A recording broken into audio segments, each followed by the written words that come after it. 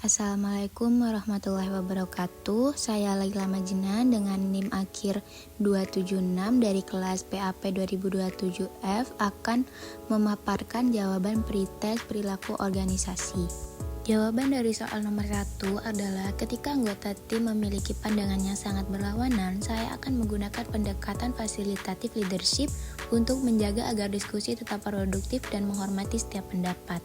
Langkah pertama adalah menciptakan suasana terbuka dengan mendengarkan secara aktif tanpa menghakimi. Saya juga akan meminta setiap pihak menjelaskan alasan dan data yang mendukung pandangan mereka. Selanjutnya, saya akan mencari kesamaan nilai atau tujuan yang dapat dijadikan dasar kompromi.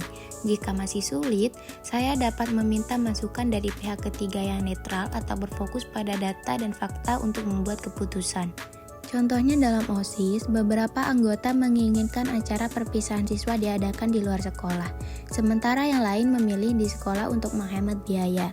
Saya memfasilitasi diskusi terbuka, lalu kami menggunakan voting untuk menentukan pilihan yang mayoritas disetujui. Akhirnya, kami menyepakati konsep acara yang menggabungkan kedua ide, sebagian kegiatan di sekolah dan sebagian lagi di luar. Jawaban soal nomor 2, komunikasi tidak efektif terjadi ketika seorang manajer menyampaikan perubahan kebijakan kerja hybrid melalui email panjang tanpa diskusi langsung. Isi pesan ambigu, penuh jargon, dan tidak memberikan ruang untuk bertanya, sehingga karyawan bingung dan mengimplementasi kebijakan tidak berjalan optimal. Penyebab ketidakefektifannya yang pertama, pesan tidak jelas dan terlalu kompleks. Yang kedua, komunikasi satu arah tanpa dialog. Yang ketiga, tidak sesuai dengan budaya organisasi yang lebih terbuka dan interaktif. Langkah perbaikannya yang pertama, menggunakan komunikasi dua arah seperti rapat atau town hall untuk menjelaskan kebijakan secara langsung. Yang kedua, sederhanakan pesan dengan poin-poin utama. Yang ketiga, tindak lanjuti dengan media lain seperti infografis atau fax untuk memperjelas kebijakan. Misalnya, dalam organisasi sebelumnya, sesi town hall setelah kebijakan baru diumumkan berhasil menjawab pertanyaan karyawan, meningkatkan pemahaman, dan mempercepat penerimaan perubahan. Soal nomor 3, teori kepemimpinan transformasional sangat relevan dalam menghadapi perubahan besar seperti digitalisasi karena fokusnya pada pengembangan visi yang menginspirasi, motivasi, dan pemberdayaan karyawan. Pemimpin transformasional mampu menyampaikan visi yang jelas mengenai manfaat digitalisasi yang membantu karyawan memahami arah perubahan dan mengurangi resistensi terhadap teknologi baru. Selain itu, pemimpin ini juga menciptakan budaya mendukung inovasi dan keterbukaan sehingga karyawan lebih siap beradaptasi dengan perubahan. Dengan memberikan teladan dalam mengadopsi teknologi baru dan mendukung pengembangan keterampilan melalui pelatihan, pemimpin transformasional memastikan bahwa karyawan tidak hanya siap secara teknis, tetapi juga merasa dihargai dan termotivasi. Melalui pendekatan ini, pemimpin dapat mengelola transisi digital dengan lebih efektif, memperkuat keterlibatan karyawan, dan mendorong organisasi untuk tumbuh dalam era digital.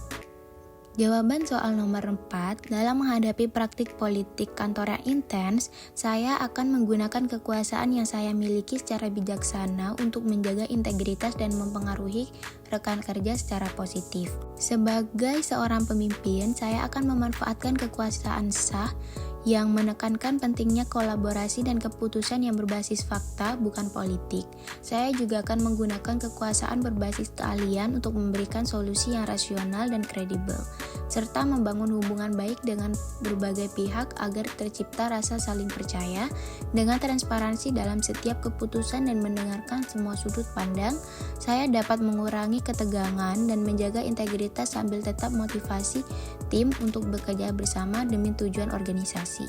Pendekatan ini memungkinkan saya untuk tetap mempengaruhi situasi secara positif tanpa terjebak dalam dinamika politik yang merugikan. Jawaban soal nomor 5 yaitu, dalam sebuah organisasi, saya pernah menghadapi konflik di antara anggota kelompok yang memiliki pendekatan berbeda dalam menjalankan suatu proyek. Beberapa anggota lebih fokus pada detail dan prosedur, sementara yang lain ingin bergerak lebih cepat dan mengambil risiko. Konflik ini menyebabkan ketegangan dan mempengaruhi dinamika tim. Untuk menyelesaikan konflik ini, saya mengorganisir pertemuan untuk mendengarkan kedua pihak dan mencari titik tengah.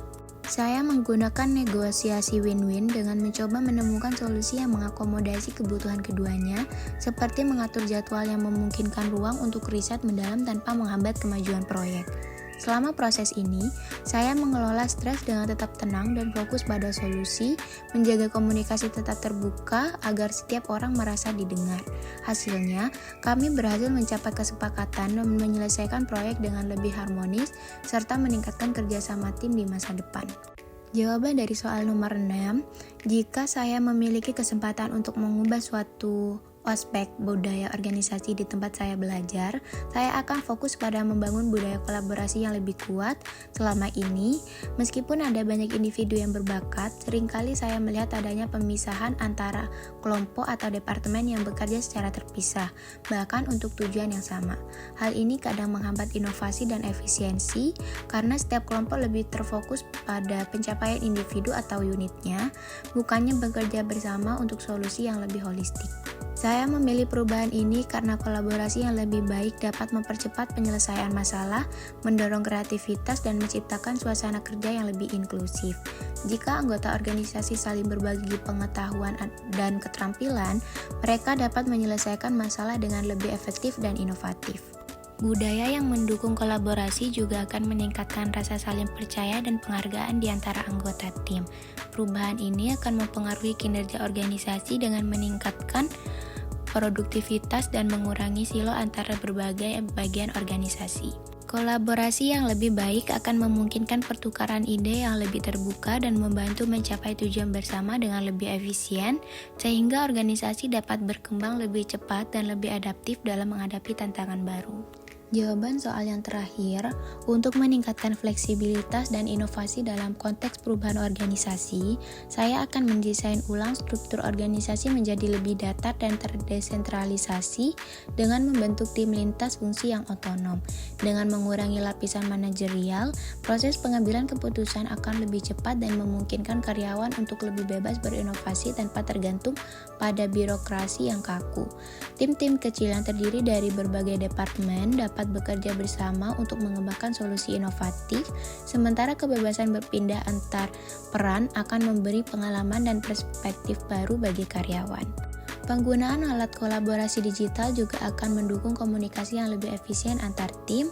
Sebagai contoh, perusahaan seperti Google telah sukses dengan struktur yang datar di mana banyak keputusan diambil oleh tim kecil yang memiliki otonomi, memungkinkan kreativitas dan inovasi berkembang. Dengan struktur ini, organisasi akan lebih adaptif terhadap perubahan pasar, mendorong kolaborasi yang lebih efektif, dan meningkatkan kemampuan untuk menghasilkan ide dan produk baru dengan lebih cepat.